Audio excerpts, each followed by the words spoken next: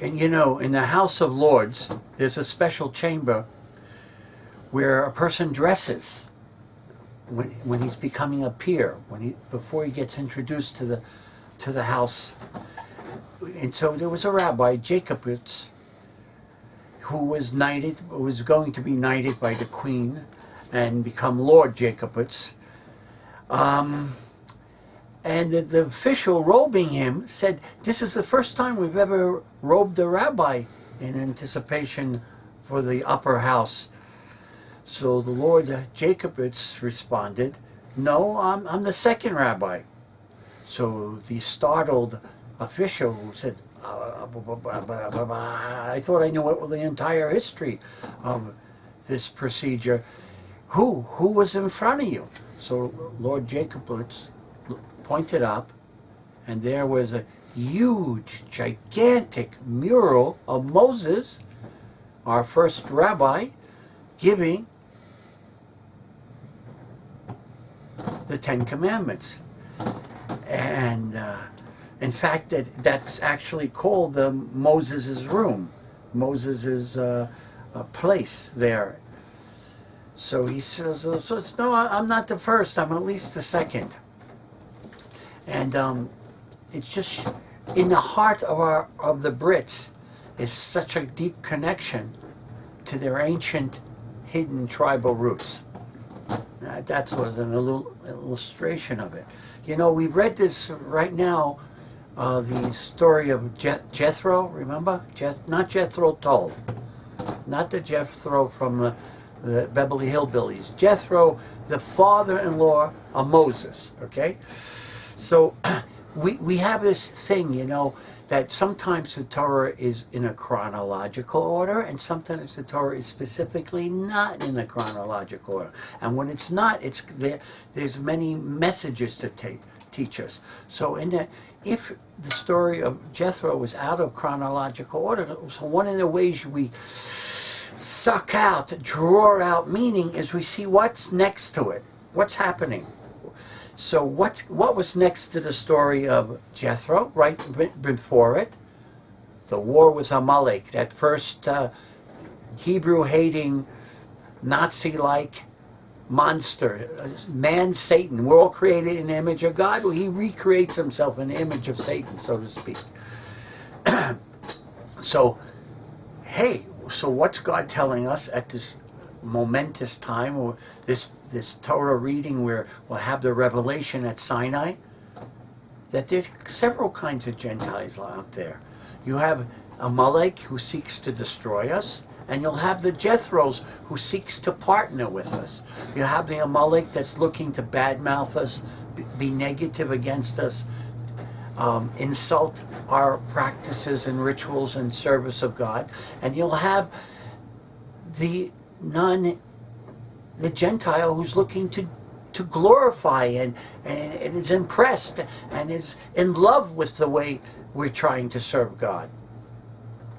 So that's an important thing. Now, one of the things that Brit-Am does, it goes beyond those two classifications of the Amalek seeking to destroy us and the Jethro seeking to join us and partner with us and respect us. Yair, Davidiy, goes where no man has been going, no Orthodox Jews have gone before in ages, and publicly, that there's another kind of Gentile out there. From an external vision, there was a Gentile. Judah didn't recognize Joseph, and Joseph was a righteous, profoundly righteous person. He looked like a regular schmutzy, ichsa, low-life Egyptian. So Yair says, no. There's not just Jethro and Amalek. There's embedded out there in that world is our very own holy Hebrew tribes. And Judah in captivity. Yehuda B'Shviyah, lost Judah, but with great numbers. So I wanted to say that to you all. We heard of Jethro already in the beginning in the book of Exodus, remember? With Moses' encounter with Jethro then? And according to our sages, who are very new, they have a very nuanced approach to Scripture. Jethro had a lot of experience with a lot of different gods. Where did our sages get that from? Well, the explicit mention, he was a high priest of Midian. So that's like saying you were the Pope. So you need to know an awful lot about an awful lot of religious theology to be the king of a semi-pagan movement, correct? It's not just Jethro that was moved by the pathos of the nation of Israel. He had a lifelong search for a God to worship. And he checked out everything, different religions. And it's just a trial and error. He searched for an identity and he couldn't find one. And he searched sincerely. That's why it's not an insult to call him the father-in-law of Moses, right? Could you imagine the high priest of Midian is like saying the guy's Al Capone, right? They did a lot of despicable things, these pagan groups. So how are we honoring Moses to keep repeating his father-in-law, his father-in-law, his father-in-law, the priest of Midian? So it's like saying Al Capone, John Gotti, Lucky Luciano, the head of a mob, is Moses' father-in-law. But you don't feel it's a negative statement. How's that work? Because he wasn't just a slouch watching, some sports games, eating pretzels and drinking beer on Sunday afternoon. He was the priest of Midian. He aspired to the highest levels of spirituality that could be found in that pagan world. So that he deserves respect for. And to be able to admit that he's wrong. So we find in a single phrase, it appears in a conversation which occurred with Moses that gives it away how much he was devoted to truth. Moses recounted to his father-in-law everything that God had done to Pharaoh and the Egyptians for Israel's sake, and how God had delivered them, and Jethro rejoiced. Not only did Jethro rejoice, but he made the following proclamation: "Now I know that the Lord is greater than all gods." The single word "now" says it all. Now, after many false leads and blind alleyways, Jethro at last discovers that the God of the universe is the God of Israel. And it's upon this single word that our sages based the contention that he experimented with many different paganisms until he got it right. By contrast, we find another biblical hero who typifies a second type of person, one who has intuitive insight into things and doesn't require a process of trial and error. That hero is no one less than King David. You don't usually think of King David and the priest of Midian in the same phrase, but yet King David says almost the exact same thing that Jethro says in Psalm 135. He says, For I know that God is great, that the Lord is greater than all gods. David does not say, now I know. He insists, I know. His acknowledgement is not the result of experimentation, of trial and error, of a frustrating philosophical quest. Rather, he knows God's greatness from within himself. The source of his knowledge, though, is not his self alone, and it's not upon disappointment with all kinds of foreign gods. It's based upon the Torah that he was learning from his family and his father and his community.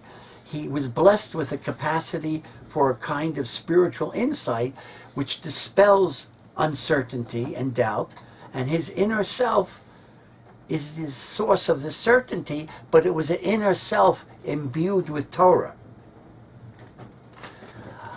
As you all know, the revelation this knowledge was given to each of us when we stood at Mount Sinai, participate in the glorious occasion of the gift of the Torah. Only when we heard, I am the Lord your God, were we able to say, I know. The purpose of the revelation at Sinai is to expose the people to the experience up close of the communication between God and Moses, and to a lesser degree with the nation. But it was an amazing degree because the whole nation participated. So this experience will reinforce for them that God speaks to them and speaks to Moses so that they can accept Moses' teachings later on and being from God. And it will overwhelm them and bring them to believe in God himself. So what we have here is David, representing Judah, has never lost it. He's always kept it. And Jethro can be compared to many of our Ephraimites today. They have it. They have the right attention. They're experimenting. They trial and error. They've been disappointed by so many isms and nonsense and church groups. But they have to have the humility to understand that they were out of the ballpark. They were out of the game. And now they're coming back home. But Judah never lost the game. It never got separated. Judah continues the Sinai experience through their blood, sweat, and tears, through their children's children's children to this very day. So that requires a certain respect that Jethro came, he had wisdom to teach. We believe the Gentiles have wisdom. They don't have Torah. So our Ephraimites who are coming back certainly will have a tremendous things to contribute to our systems. But it will be their tremendous contribution of wisdom, but they need their Torah supervised by our King David, by our Davids, by our rabbis, by our Yair Davidis, because we haven't lost it. And we don't get to our conclusions by experimenting with 5,000 different kinds of pagan nonsense. We get to our conclusions by receiving, learning, cherishing, being willing to celebrate and die for the words and experiences at Sinai. I just wanted to say that in Psalm 2, it tells us to rejoice with trembling. And we have other Psalms that says serve God with what? Joy. And I want to bless everybody that with all our research and all our experimentation and trial and error and our disappointments and our great expectations, we should rejoice with trembling, with respect and reverence, and we should rejoice with pure joy. Just a few ideas. We ask God to help. We know that, dear God, you help the perfect strangers. So why not me? Why not Ephraim? Why not Judah? Well, God is closer to those with broken hearts, right? So, dear God, I know that you will provide, but why don't you provide something extra until you provide? Another one of our sayings, O Lord, do not inflict upon us all that you know we can endure. One of our great rabbis, who was extremely humble, would say when I write Torah insights, I dip my pen once in ink and once in the blood of my heart. Another great Torah giant, Rabbi Zerach Diskin, brother Rabbi Shua Leib Brisk, also a genius, also a community activist, also a great scholar, but he's also extremely humble. When they ask him, his students and his admirers, why doesn't he publish in his writings his name? They say, Rebbe, he asked, why don't you publish your deep Torah thoughts in a book? And you run away from this honor. So he answered, Rabbi Zerach answered, is it enough that I know how ignorant I am? Do you want the whole world to know that too? Rabbi Avraham Yishayahu Karlitz, the Chazon Ish, was righteous, compassionate, activist, and a genius.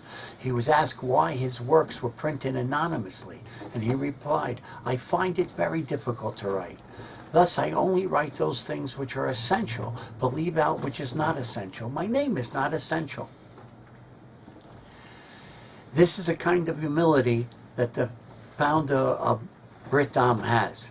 He has a great scholastic and academic, extensive breadth and depth, and you will meet someone who's more humble and abased. And that's really good, because the most humble of all of our leaders was Moses, and we try to imitate that.